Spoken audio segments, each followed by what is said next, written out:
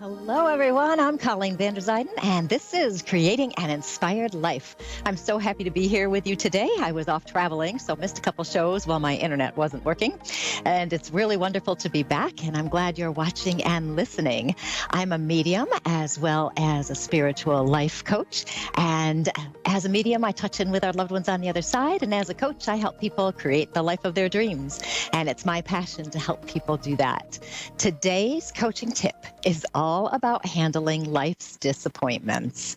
And don't we have those? I have a friend who was so disappointed when her relationship didn't work out. She thought it was going to be perfect. She had this dream that this was the perfect man, and it turned out he wasn't, if there is such a thing anyway. And then I have another friend who was so excited about this job. She thought for sure she was going to get. She had done very well at the interview, and she really thought she was getting the job, and then she didn't get the job. And she was doubly disappointed because she really truly felt that she deserved it and she was going to get it. We all have life disappointments. We have big ones, we have little ones. They can be things, college students or people getting ready to go to college and then not getting accepted to the college of their dreams. People with their jobs, they want a certain job. A relationship is always big and in the forefront of so many people's minds. And when we find that person, we think it's going to be great, and it doesn't work out. It's a huge disappointment. We can have disappointments with our children because we want them to make good choices, and we can't control them all the time, of course, and that can be a very big disappointment for us as well when they make some choices we don't really agree with. And that's just the way life is. We have lots of disappointments. Many years ago, I found the perfect house. I thought it was the greatest house. And so I put an offer in to buy it. And as it turned out, the bank wouldn't approve the mortgage. And I thought, why not? Why aren't they approving the mortgage? Well, it turns out the amount I had applied for was more than the house was worth. When they did the appraisal, it turned out it wasn't worth that much. I had based my offer on the owner's asking price, thinking, it was within the ballpark of where it should be. I hadn't gone down enough, apparently. Apparently, they thought I was going to go down like $30,000 or something. I don't know.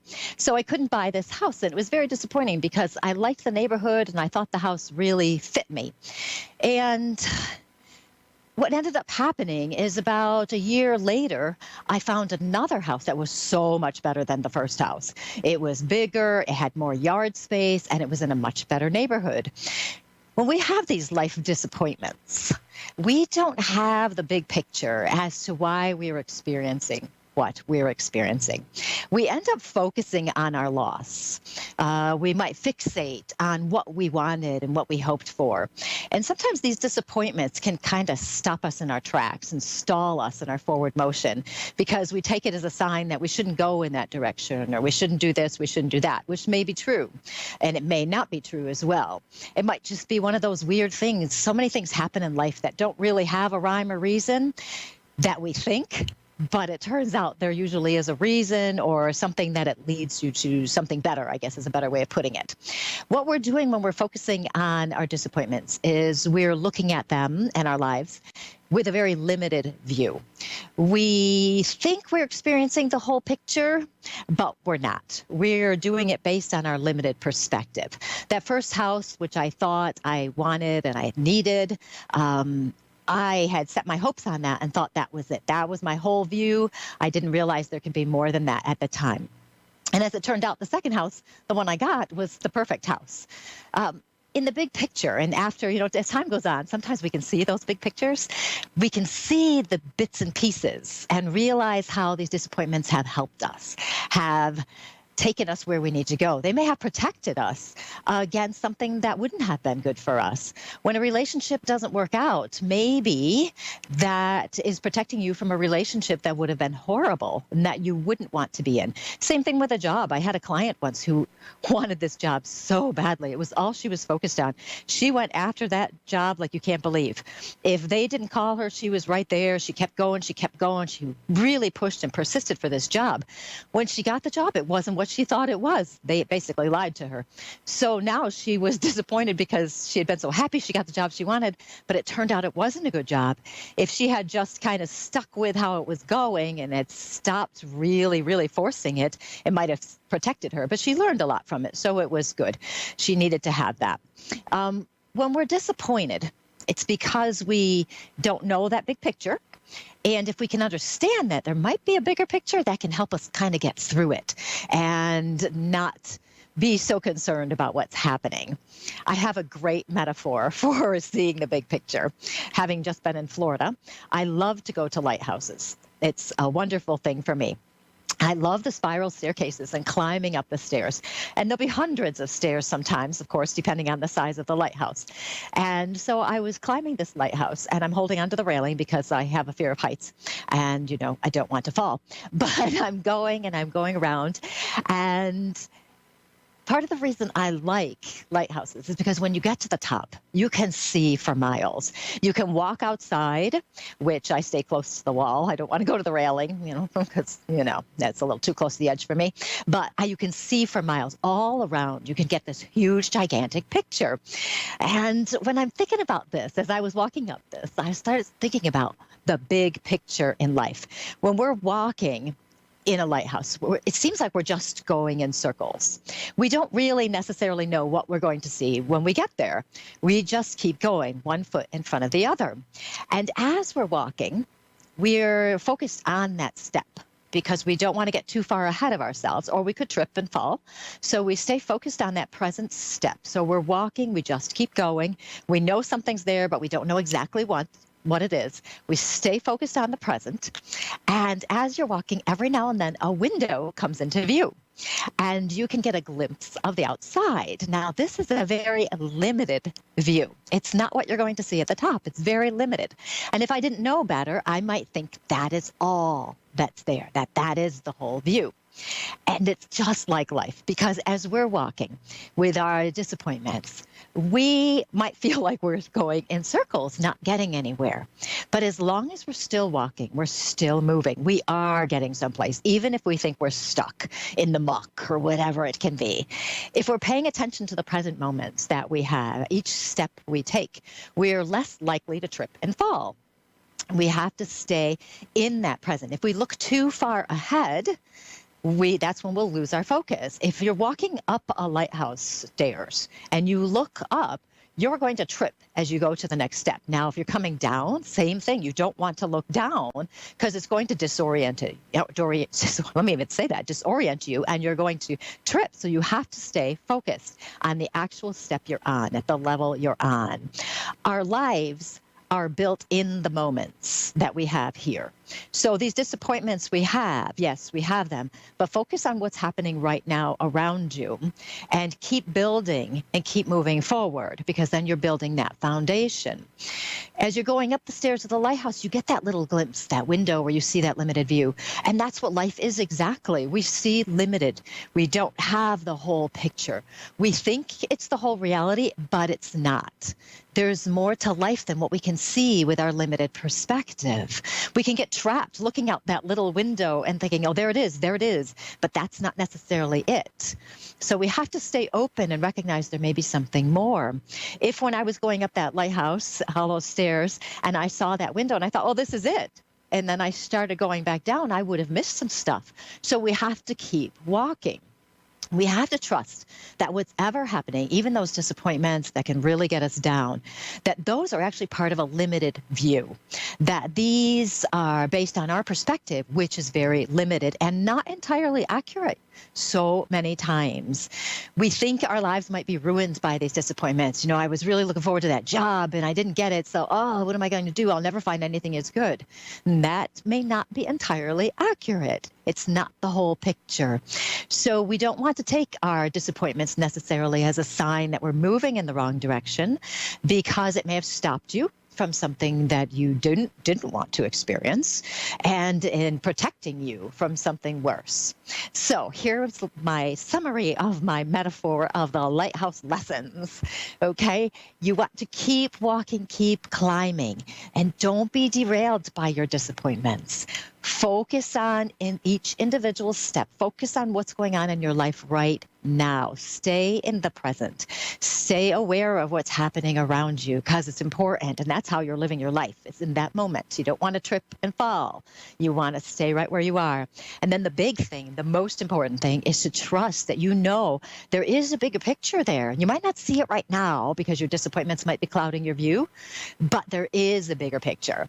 And you're exactly where you're supposed to be, going exactly where you're supposed to be going. And that's my coaching tip of the day. So the next time you have a disappointment, just think about it in terms of a lighthouse. I know it sounds kind of wacky, doesn't it? But I kind of like that one. I might keep that one. So just think about that.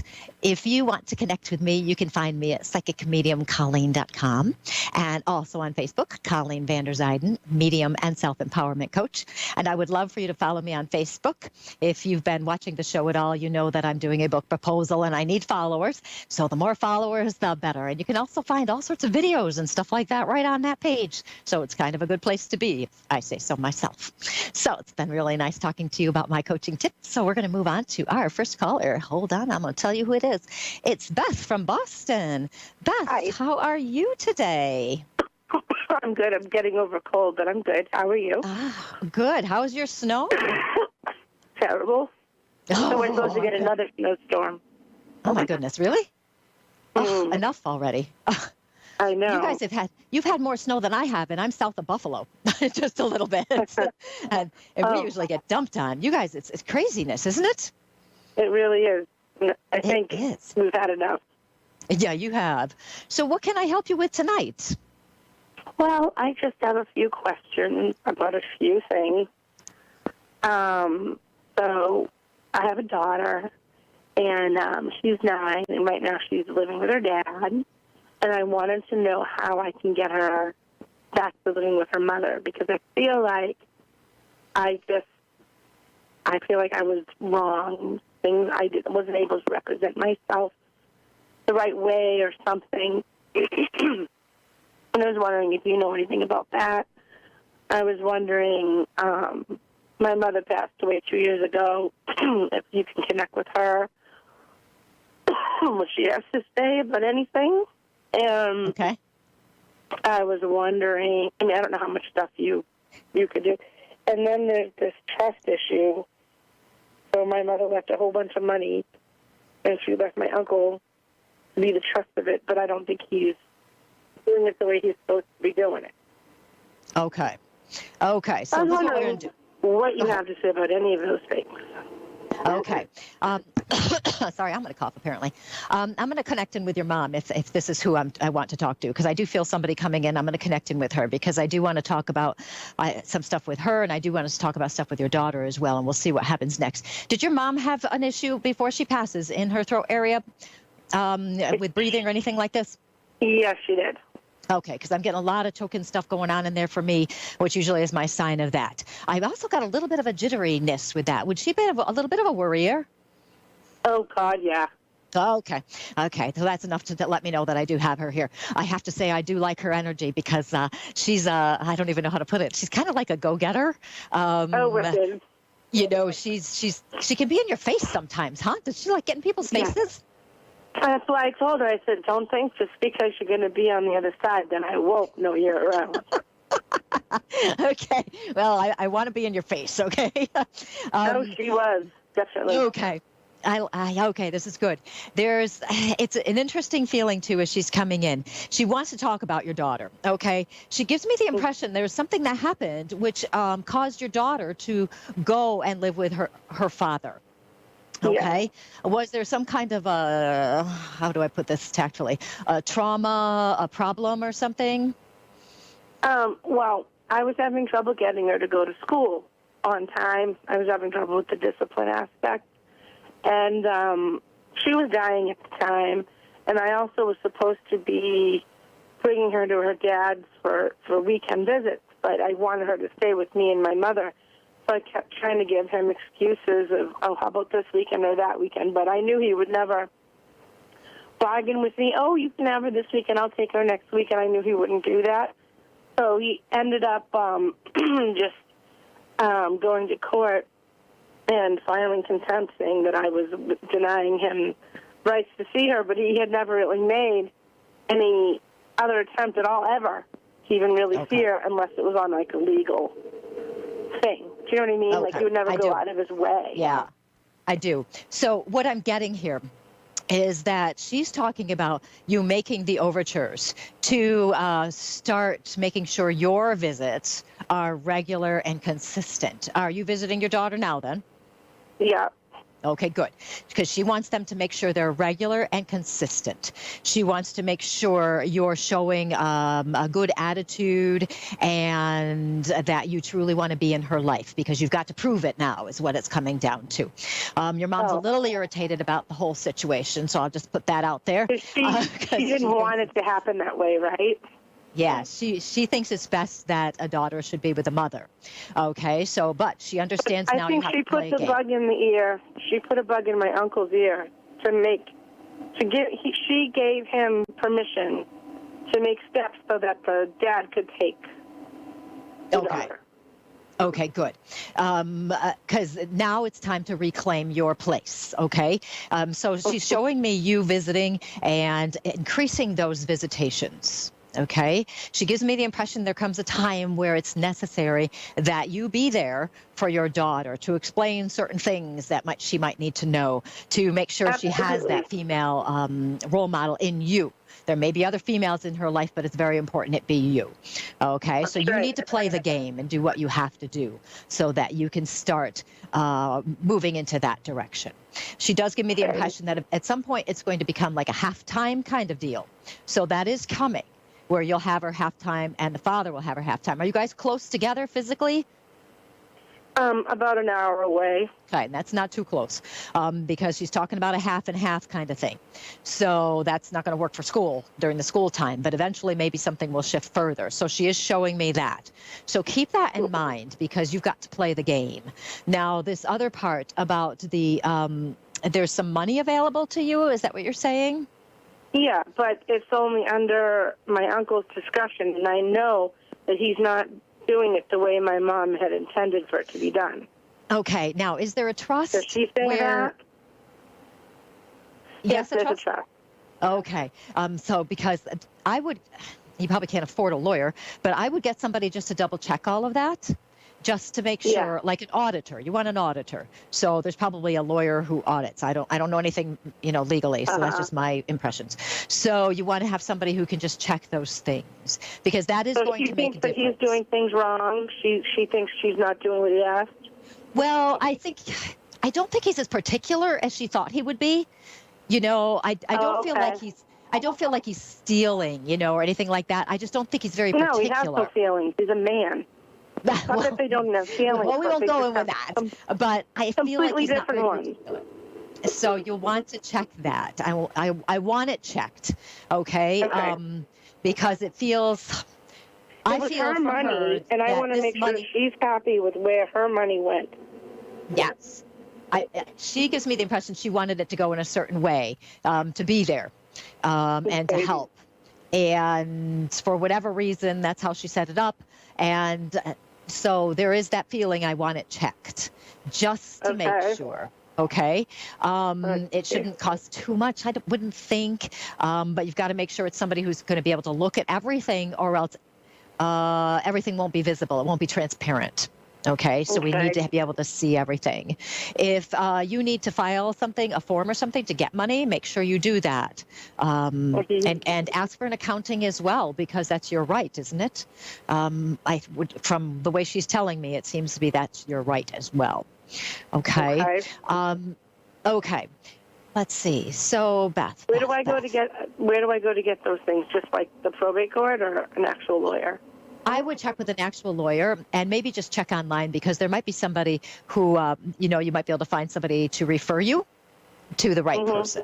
So there may be a local organization that would give you, guidance on that and how to find the right person for that, because I'm sure that there's someone there. If you have a lawyer already, which you probably do, then you can ask that person. So, because you'll definitely want to have a lawyer when you're going back to reclaim your daughter and get her back into your life more fully. So you'll definitely want to establish a relationship with somebody to have that. So, okay, Beth. I should stop talking to you so that I can take another caller. But I do want to tell you September is significant. Okay. And this feels like a connection with your daughter. Okay. So there may be something that's going to shift before that. So, and I'm not saying something bad's going to happen, anything like that. Okay. It just feels like there's a stronger connection there. Okay. So I do want to mention that. Closer? Yes. Yes. It feels closer to me. So this is important. So you build up to that time, especially. You make a point of this. Do whatever you have to do to show that you're there. Okay. That's going to be very important for you. Okay. Oh, your mom. I forgot to tell you, your mom is sending you lots of love. I always forget that part. I should say that first. Yeah. She sends you lots of love, and she's still in your face. So good luck with that, because I have a feeling she's going to bug you while you're sleeping now. So, she already have has. fun with it. Okay, good. Okay. Well, it was nice talking to you, Beth. And Thank you so much. Yes, you're welcome. You have a good night.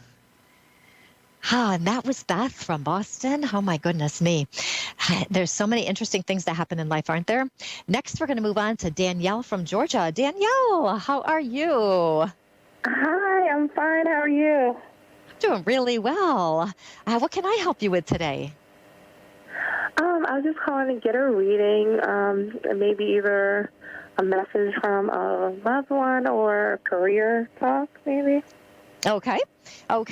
So I have to say, I've got a man stepping in with you right now, and I like this man. He feels to me on the taller side, and not very thin, but thin. Okay, so normal size, but on the thin side of normal.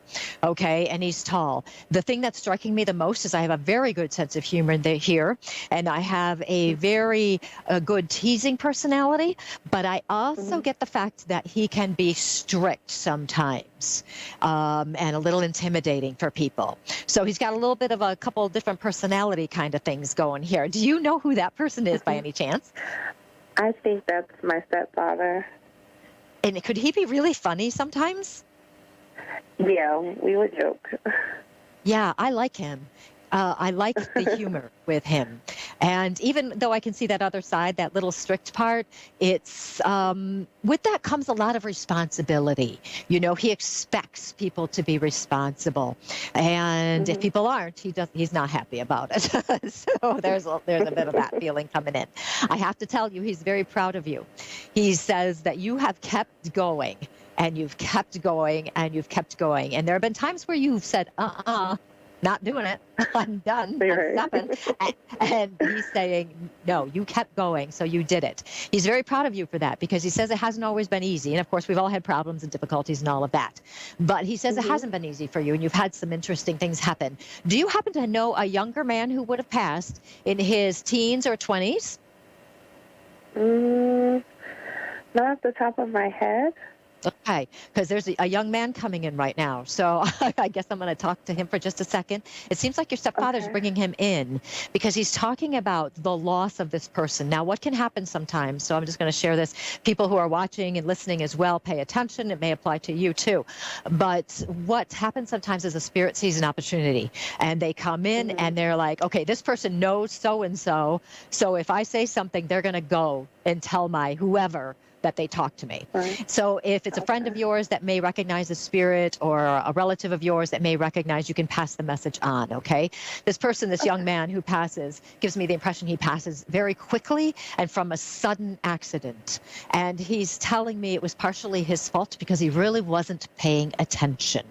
And he wants to apologize to his family because he feels like they were very upset, of course, no kidding, right? They were very upset, more so even because he wasn't responsible. And he could be a little bit reckless at times, but he, for the most part, was a responsible person. He would just get carried away on occasion, as we all can do.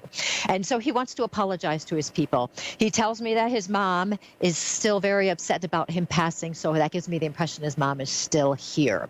So if you know anybody who this might go to, or anybody else who's watching or listening, you can pass on the message to this family that he's very sorry for what he did, but he thanks them very much for the things they did to honor him. He gives me the impression they actually did some physical things. You know how sometimes people set up a run or a walk, or they participate in a walk and things like that. He's talking about them setting up something like that, planting a tree as well. So if you can figure this out, you can pass that message on. Your stepfather says that actually you're very good at that kind of thing. You like to help other people, and you're there for them, and you like to lift them up. Do you like to do that? I do. Yes. And he says that you would be the perfect person to pass this message on if it ever comes up that you can figure out where exactly it lands. I know it goes with somebody, but that's very important. He says he wants to thank you for everything you did for your mom. Is your mom still here in the physical? No. Okay. Did you have to help her quite a bit before she passes? Yes, I did. Okay. She wants to thank you very much. Oh, apparently I'm talking to her now for the last minute because she wants to thank you very much. Okay. And he's thanking you for everything you did for her. He says that you're a lot like her. You have the same light. Okay. And that's the light in your eyes. You have the same light. And he's very happy about that. There's a lot of love coming through from him, and I can feel her presence here, but he seems to be the one talking. And he does want to acknowledge that as well. He says that he says it was very difficult, of course, when she passes, but that you are a very strong person and you're a lot stronger than you thought you were. And you have been very good about helping other people and being there for other people. And he does want to acknowledge that too, even in your own pain. Okay. There's a lot of love here. And and they're just saying how much they're happy, how happy they are to be talking to you today. Yes. And watch the birds. Watch the birds. There's something about birds. I don't know if birds are a symbol for you, for somebody on the other side, but there's talking about watching the birds. So pay attention. Okay, Danielle, I'm so sorry I have to stop talking. Whew, I talked really fast, though, so you'll want to listen to it again so you can get more of the message. Lots of love to you. Thank you so much for calling. Okay, nice talking to you. So that was Danielle from Georgia, and I'm Colleen Vanderzyden, and this was Creating an Inspired Life. I am so happy that you are here watching and listening today. It's my pleasure to be here talking to you and sharing my coaching tips. So this week, if you have any doubts, disappointments, things like that, just remember my little lighthouse lesson. That was clever, if I say so myself. You can connect with me at psychicmediumcolleen.com, as well as on Facebook, Colleen Vanderzyden, medium and self-empowerment coach. And thank you so much again, and I will talk to you next week. Goodbye.